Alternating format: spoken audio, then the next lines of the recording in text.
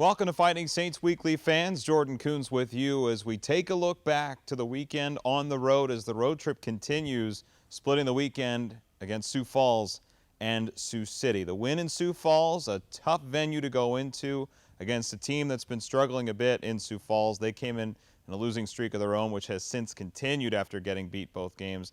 Then on to Sioux City, where the top prospect in the entire USHL took matters into his own hands and scored the game-winning goal against the Fighting Saints. You can see all the action right here with the highlights. Check them out right here.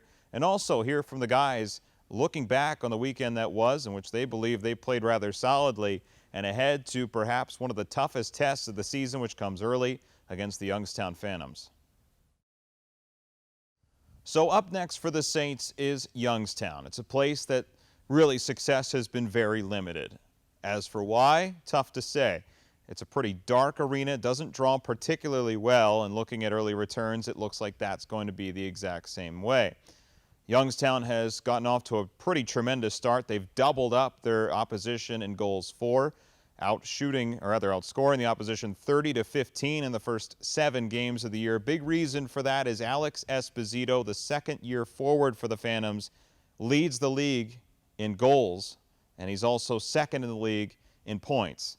Him and his brother Eric are on the same team here in Youngstown, and, well, they've been a pretty dynamic duo ever since coming in to the league here. But a lot of returners in Youngstown, not on the goaltending side, more up front, and they've certainly played rather well to begin the season. So look out for them. Also good on special teams as well here in the early going this year. But the test is, has Youngstown played particularly strong competition?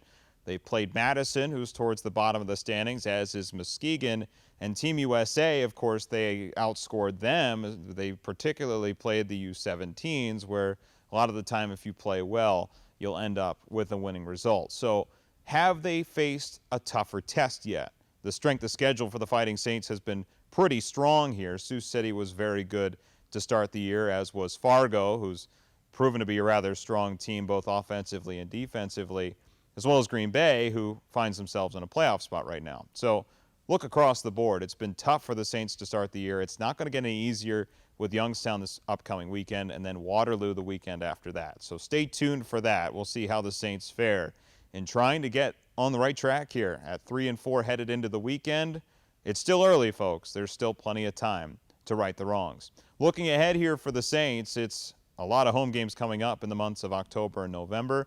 We got the Pet Supply Drive, which is sponsored by That's My Dog. That's coming up on the 29th. That's against the Waterloo Blackhawks.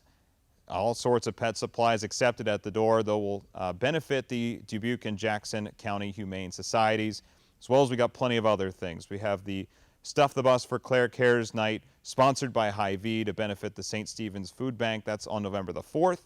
And we have Military Appreciation Night right around the bend on the 11th against the Green Bay Gamblers. That's sponsored by Dairy Queen, Quick Stop, and Fazoli's, not to mention the Dubuque County Commission of Veterans Affairs sponsoring the sweaters that will be auctioned off after the game to benefit the Veterans Freedom Center right here in town.